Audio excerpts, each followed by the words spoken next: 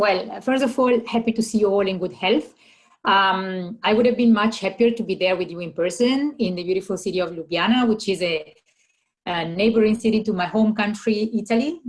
Maybe next time, once this whole craziness will be over and we'll be able to travel again, we'll be able to mingle, because I think one of the key points that the three initial introductory remarks set underlined quite well is to what extent open data provides opportunity to strengthen collaborations, networking, joining up efforts. So I think for doing this, occasions that enable to bring people together are essential, even if we have seen in the past few months to what extent the fact of being able to operate in a digital environment doesn't provide exactly a 100% equal alternative to meeting in person, but certainly provides an interesting enough alternative to keep having some of the collaborations and activities going on, which I agree with one of the introductory speakers, that are going to be essential to make sure to address some of the implications emerging from the COVID-19 pandemic, which are not only health related. I think they have very well underlined some of the important implications, which will have a social nature, environmental nature, and economic nature. And I think that what we have seen in the past few years that has become a very strongly underlined message in the past few months is to what extent we have economies and we have societies which are digital, which act and operate in the digital environment and are capable to use digital tools and data.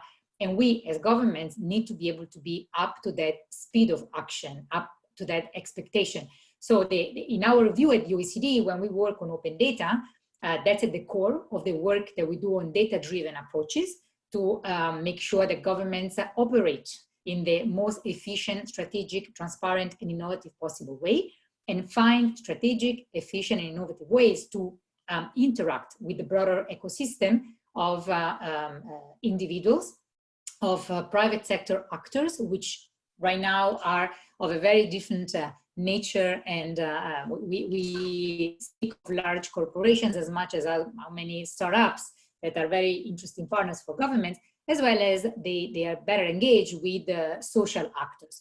And that's why for us, the whole work around open data and data-driven approaches are at the core of the work on digital government, because you cannot have a government that is digital and therefore responds to the needs of a digital economy if that government does not recognize the importance of data as an asset, but also creates the conditions to be able to leverage the use of this data as an asset. This was the key message that when in 2014, the OECD adopted the recommendation on digital government strategies, we embedded in this instrument. This instrument is not like a European directive, but it's a soft law instrument that all member countries accept at the unanimity to adopt, and they commit to implement this instrument, this soft law piece. And one of the key principles of this piece on digital government precisely recognizes the importance of data as an instrument to make sure that government delivers public value to economies and societies.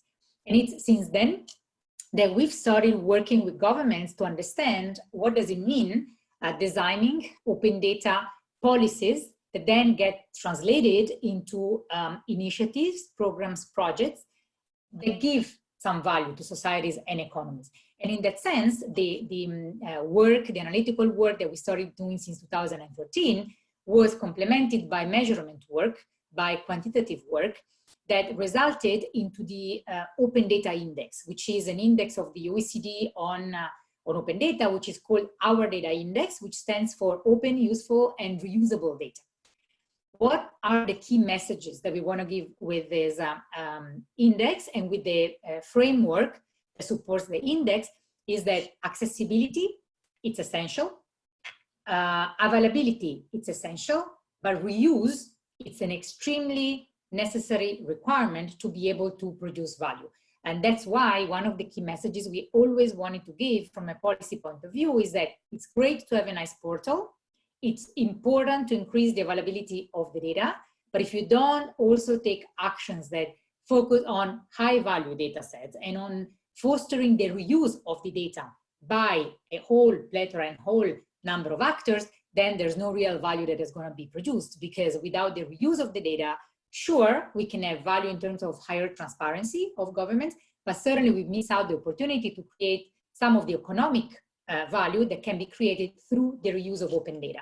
Now the index has become more mature, and what we've seen is that if we look at the three areas, governments have certainly improved their focus on, and therefore they've used the index as a policy instrument to increase the focus on efforts around the three main set of actions: increasing the availability, making it more accessible to a higher number of actors, and fostering the reuse.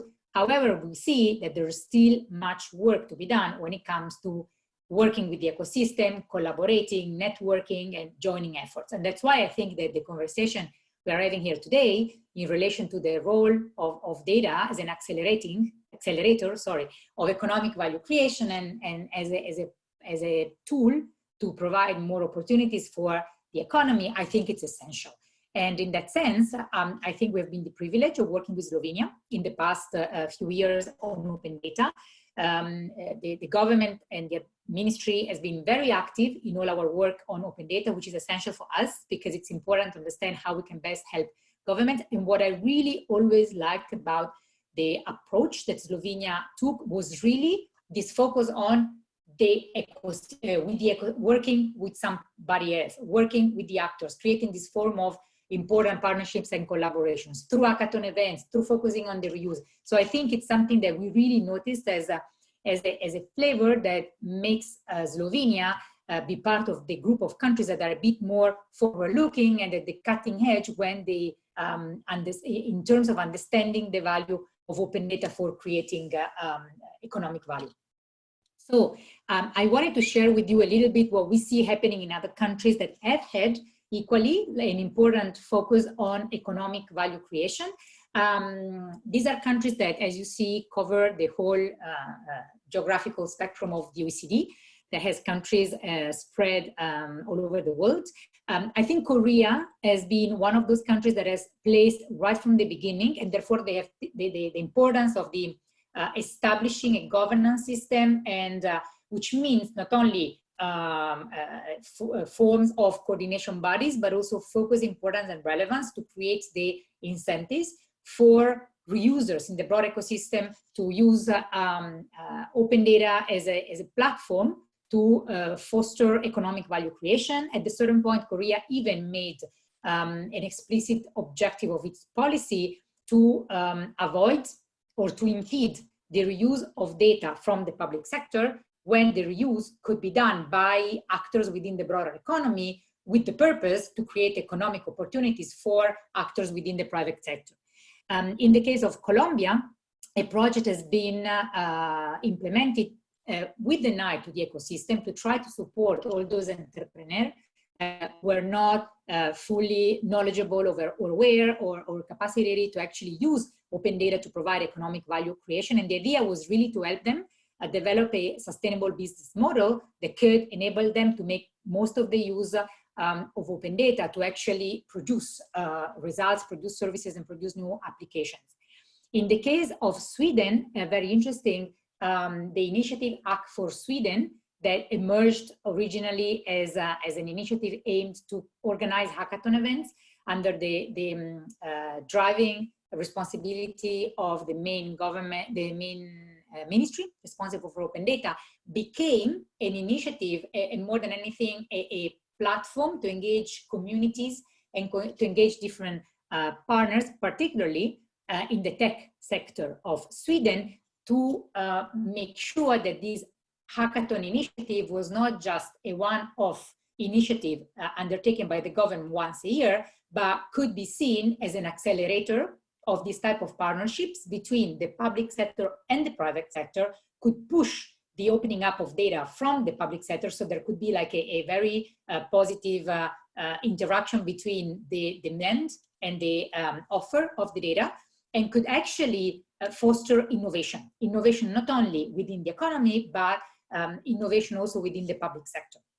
In the case of Ireland, in order to support the economic side of the open data ecosystem, the Open Data Engagement Fund was created to grant out some funding to support specific open data projects that support also the reuse of the data made available on the main portal. Spain is a country that since the Plan Avanza, it was called Plan Avanza Action Plan, Plan Avanza Agenda was the information society plan that was adopted around 2007, 2008. They made part of their information society program. So when some of us were not even thinking about open data, a specific action on the release of public sector information as open data, particularly targeting the private sector. So in Spain, there has been a growth of private sector entities called infomediaries that have emerged as a result of this specific focus that the government of Spain placed around economic value creation emerging from the opening up of government data. Last but not least, the United States has also tried to focus very much on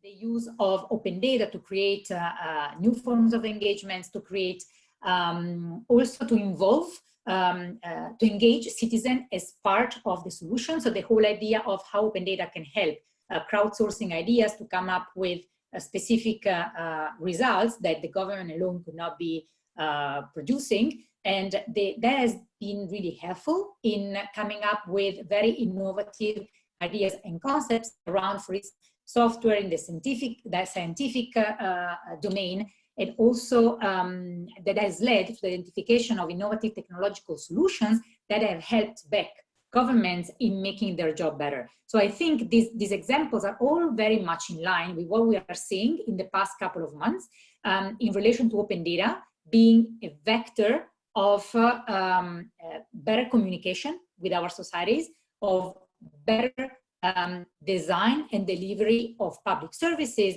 and better engagement with actors within the broader ecosystem, which are three elements that we recognize as being key and important since forever. So that's not new, that's not a novelty. But I think that more than ever in the past couple of months, we've seen really the untapped potential around open data for these three main goals. And I think this has been very much also in line with some of the key messages that, based on the last edition of the Our Data Index that I just presented, we have been identifying with my team in relation to key messages that can be drawn from the results that we've seen in the index. First of all, the fact that we cannot really design open data policies and initiatives as separate from all the work that we need to do to establish solid data governance frameworks. So there's the tendency still to believe that whatever we do within governments to establish frameworks that enable us to better govern data government-wide, it's separated from open data. That's not true. So if we want to make sure that is in a sustainable way, for instance, we can continue providing data for the economic sector to do something out of it, we need to make sure that the data governance required is in place. We talk so much about quality of data, but the quality of the data is very different also, or the requirements in terms of quality of data are very different according to the different users of data. There's a very much recognized urgency to have data released in a timely manner, which is an urgent need from the private sector that needs to have data being released in a constant manner, in a timely manner, to be able to keep providing services in a continuous way. Maybe civil society organizations that utilize data to increase public sector transparency, for instance, have quality intended in a different way. Precision matters, because if data is utilized, for instance, for conducting analysis on transparency or corrupt behavior of public officials, of course, it's better to have data with a timeline which is a bit slower, but with an extremely high level of precision. The second point that we have communicated as a key message when it comes to open data as an accelerator of economic value creation is the absolute need to intensify the efforts that target the reaching out to the external reusers within the broader ecosystem and the engagement of these communities. So it's extremely important to make sure that, as we know that there are people in our economy that we know are reusing data. Same for the society. We keep a strong focus on making sure that the number of those reusers somehow increases and keeps growing. And last but not least, if we really want to make sure that economic value creation is produced, we need to monitor it. So we still see that many governments do not prioritize the monitoring of the value creation that is being produced out of the open data policies and initiatives, as they should, to be able to see what kind of trend is happening, who's being actually collaborating to produce this economic value creation, and how these partnerships can eventually be boosted. As from the OECD perspective, we, in line with what I just said, that data governance is essential. We also do recognize that there's a need to help governments make sure that this data governance is supported by specific measures that enable the public sector actors, as well as the broad ecosystem, to count on the possibility of being able to access and to be able to share the data. So what we see is that we take for granted sometimes that accessibility and the conditions to share the data, taking into consideration of all the possible related implications in terms of privacy, in terms of inclusiveness of the public engagement. So all the governance related issues being taken into account. We want to help governments establish the governance, which includes also having some specific recommendations that maintain continuity, sustainability of actions meant to guarantee access and sharing. Because what we see is that sometimes open data and related actions is a priority of a specific government. There are elections and priorities change, and efforts towards open data are discontinued. If we focus on open data as an accelerator of economic value creation and social value creation, this cannot happen. We do need to recognize the open data is a priority for a society. It's a priority for an economy. It's a priority for a public administration. So it doesn't have a political color. And that's why at the OECD, we are working towards the adoption of a recommendation, again, a soft instrument of the OECD, this time focused in particular on enhancing access and sharing of data, with the specific goal, as I said, to make sure that all efforts towards the implementation, design and implementation of open data policies can continue in the long run. We would not be practicing what we preach if we had not decided to actually reach out to our member countries and delegates to work together in this COVID-19 crisis situation. So the idea was to actually launch a call for evidence to try to gather insights and information on how open data is being used across your countries to actually identify concrete answers to specific actions, to specific questions that are emerging by the different, key questions that you are trying to respond, because they are emerging from the different aspects of the COVID-19 pandemic, to design specific activities and to respond, therefore, to the needs associated to the different phases of the crisis. I think we all have come across pieces that have been written around the need to focus on the readiness of governments, on the reactiveness of governments, on the capacity to design recovery, therefore exit strategies, and make sure that this is part of longer term reforms. So we are really trying to understand with governments if we can help you make a little sense of what all of you as governments have been doing in the past couple of months, to be able to understand in simple terms what are, first of all, the high value data sets in a moment of crisis like this one, because we do all hope that a similar crisis to this one won't happen again. But let me tell you that in the past few years, we've been working with governments that were dealing with natural disasters, for instance. There was a crisis that had a number of impacts and implications that could be assimilated to those that you're dealing with right now. So the idea is, can we help you out and see to what extent data and what data is being used right now, and what challenge open data leaders in government had, for instance, when they were trying to make the data available or to link up with data stewards across the administration to make sure the data available within the different parts of the administration would be made available as open data quickly, to enable actors in the broader ecosystem to use that to help come up with answers to specific questions. What we can learn from that, and how can we eventually help you out in guiding how you can best make the use of data as you start dealing with the subsequent phases of the crisis, and maybe be better prepared for the future. So the call is open. We are not only asking for government examples in the repository that we're pulling together that then we will use to analyze what have been the trends. There are many examples that actually underline the work that actors from outside of the public sector, so companies, academic institutions, social civil society organizations, have examples of concrete use of open government data to produce specific answers, specific solutions, specific projects. So this is an open call to anybody who would like to provide more information on what you have done, so that we can gather the insights and see, first of all, if that can be replicated in other countries, and how can that be best used to learn from this experience and not make it a wasted opportunity to grow together. I stop here, but I'll be with you for the rest of the conference, so I'll be happy to answer any question that may come up. Thank you. Thank you very much, Mrs. Ubaldi. And we have one question for you from our listeners, our participants.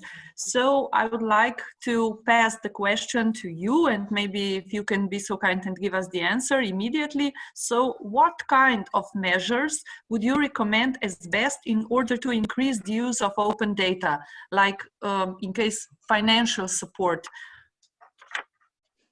Yeah, so from a financial support perspective, what we have seen, I'm talking about the perspective from a government perspective, right? So what we have seen, the best practices being from governments, is to identify specific funding around concrete proposals that were addressing a specific challenge. For instance, I'm thinking about the government of Mexico that a few years ago had put out some challenges. They were challenges for the public sector, right? So the public sector was encountering specific policy problems, and these policy problems had been identified by different institutions across the public sector, so not only by the ministry responsible for open data, and some incentives were provided for actors in the broader ecosystem, private sector, civil society, and so on, to actually come forward and say, okay, we have this idea to work together with you to help you through the use of open data come up with a solution for that specific problem you had. So that was a really strong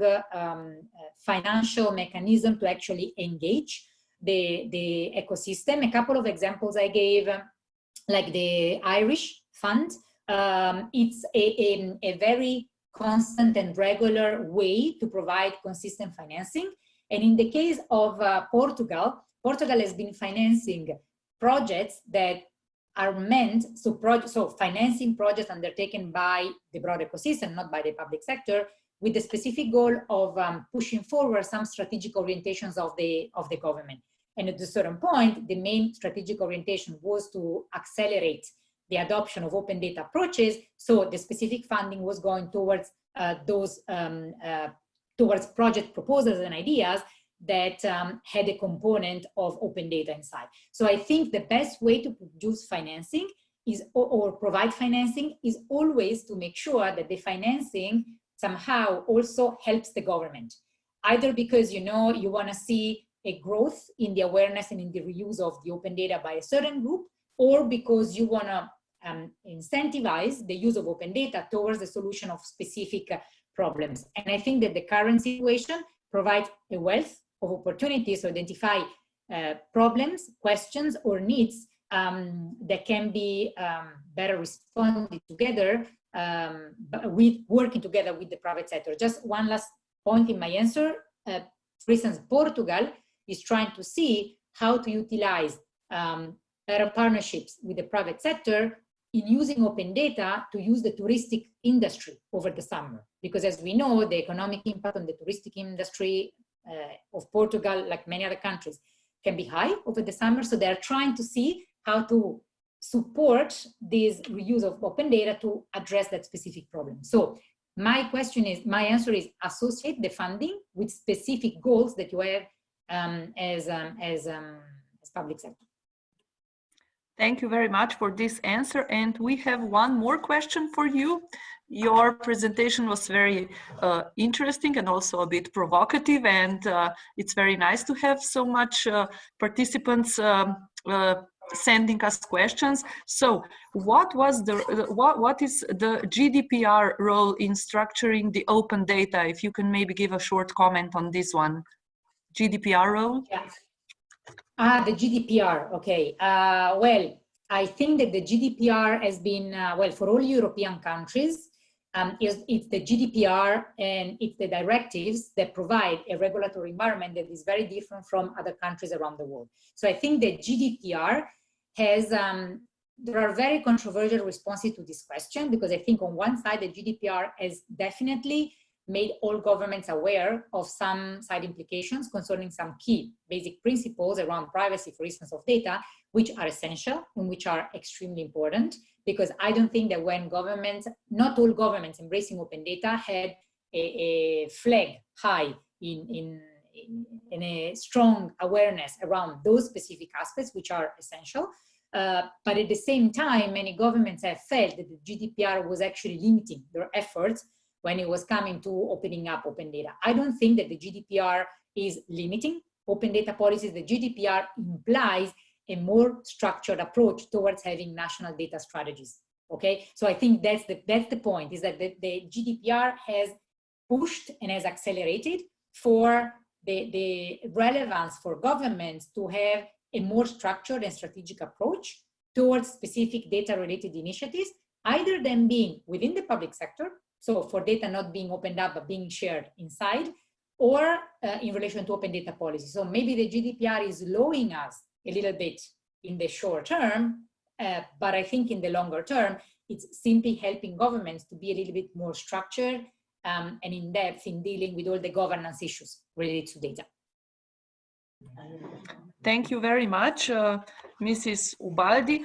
Just to ask my core team, my technical team, if there are some more questions on chat or Q&A, please. Oh, we have one very long question for you, Mrs. Ubaldi. If just let me read it through, okay? Just a second. So, dear all, we have all encountered how data can be used for beneficial purposes in rather extreme case of COVID. But how do you think should we improve citizen engagement on public service innovation and more transparent governance? In my opinion, untangible promise of a better place to live, it isn't motivating enough, at least for now, or at least in this early stage that open data and open government data are currently at. On the other hand, the promise, idea, and importance of data science should be included not only in IT faculties, but on every field, engaging all students, affecting different parties accordingly. Since OGD needs a more holistic approach in terms of its assessment, should we also include a wider picture on educational system in this education in order to educate tech-savvy users to contribute to the idea of data openness? I'm sorry for so many questions, said our listener Aljaž, but I think these are quite interesting points. Maybe Mrs. Ubaldi, if you can give us short your perspective about this. Yeah. So these are all very important points that matter much more from a governance perspective than from just an open data technical perspective. So I really welcome them very much. First of all, when it comes to public sector innovation, the key point there is to shift the focus, for instance, from a service delivery perspective to a service design and delivery perspective. Why am I saying this? Because to really be innovative on public service innovation through the engagement of citizens, we need to change completely the perspective and change our approach and understand that that type of engagement, you do the right innovation through engagement. If when you design the service, you already find ways to actually engage the users. The UK, as being a leading country in that sense, is extremely difficult. So let me tell you that we've been working on citizens as partners at the OECD, and our the digital team, the data team, and the Observatory of Public Sector Innovation have been working a lot on this. Still, there are not that many cases that concretely demonstrate this engagement and collaboration, but I think that this shift in the understanding, it's a possible way to do it. On transparent governance, I completely agree. It's not sufficient to have an open data portal, so to have more openness, to actually foster the transparency. I think the response there starts from focusing on the demand, okay? Sometimes there's a demand on the data that comes from the ecosystem that is not listened. So we publish what we think the ecosystem wants, and we don't listen to the demand. So to me, the answer again there is to start from the demand and not from the offer. And again, going back to the ecosystem, which brings me back to the down to the last point on the educational system. I strongly think that to make sure that people see the value of open data and see the concrete impact on how their lives can change, because I think one of the introductory remarks said very interesting that we don't see the data, but we feel the data, meaning we really feel if something has been done, and as a common citizen, we don't care if that came from the use of data or not. We don't ask for that. But for this to be a shared, or for having a critical mass of people that are impacted and see the difference, we need to have a higher number of people that are engaged in these collaborations and that are in the possibility or in the capacity of reusing data. And that's why educational systems need to be at the core, need to be at the center. We need to start from there. We need to have people in our society, starting with the youngsters who have the capacities to do that and have the willingness to do that, have the curiosity to do that, because you need to be creative and curious to experiment also. So I think the educational system needs to be very much corrected. And I finish by saying that we use a lot, especially nowadays, the expression policy coherence. So to address all those points, you need to be able to have the service design and delivery agenda that is connected to the open data agenda, that is connected to the public sector innovation agenda, that is connected to the open government agenda, and that is connected to the educational agenda. So only when we see the common goal, like again, it was said earlier, why do we compare this to basketball? Because this needs to be a team's effort. So only if we connect the goals and we see how the goal of getting better value for the many needs to be the result of all those policies connected, then we can get closer to them. Thank you very much, but we have one more question. And this will be the last one, and after this one I will kindly ask you maybe just to stay with us and check our chat, because there are quite many questions for you, Mrs. Ubaldi. But let me read the last one. Some data have not been disclosed at regional level, for example, even after filling FOIA request. How could we face this resistance in Italy in these challenging COVID-19 times? Yeah, my answer is to make sure that this becomes a cross-border agenda, meaning